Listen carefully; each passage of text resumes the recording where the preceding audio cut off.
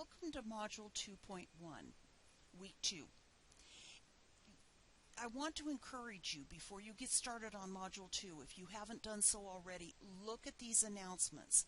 These last two you need to make sure that you take a look at. The overview of Week 1 and how to get the Microsoft Office Suite free or reduced to $39.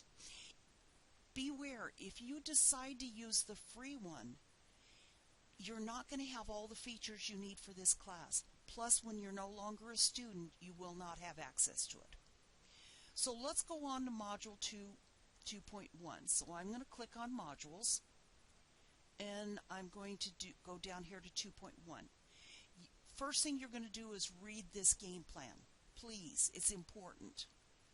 But then you want to open two windows, and I want to open the document, which I already have in a Word document, and then I also want to open this lab submission page, and I'll show you why in a minute.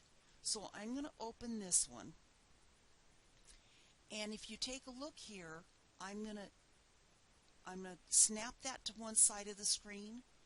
Then I am going to open the Word document on the other side of the screen. The reason here is that you're going to want to look at both of them before you really get started. The instructions here I'm going to go over, but the first thing, you're going to answer one of these questions. As you see here, just one. As you scroll through, you'll see that there are 19 questions. Please, please don't answer them all. This is designed for you to answer only one. And after you post your answer to one of these questions, make sure that you read through all of the posts, because the content in these posts is going to be on the first exam. So what you want to do is you want to scroll through these questions. See which question intrigues you. Say you want to find out what really is RAM and what does it do. Well, one of the instructions up here is prior to choosing a question, look at the discussion board. So now that we have the discussion board up, and these instructions are also here, you're going to go down here and look at the replies and see which questions have already been answered. There is a maximum of 3 posts on any of these questions. So you and 2 other people, or one person and you, one way or the other, only 3 students can answer the question. And if your question has already been answered more than 3 times, then you need to choose another question. So I would recommend you do this pretty quickly. So say you choose question number 4. And you want to answer, what's the difference between input and output? I would go down here to reply, and I would put question number 4, and I would answer between input and output.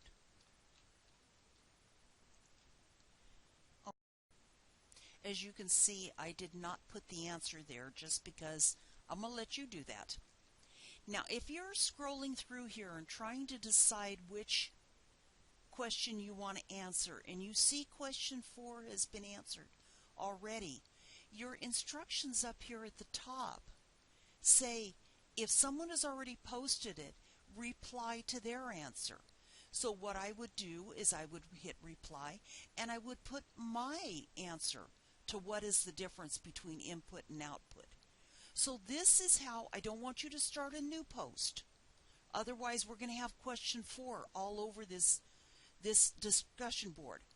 But reply to someone else's post for that question.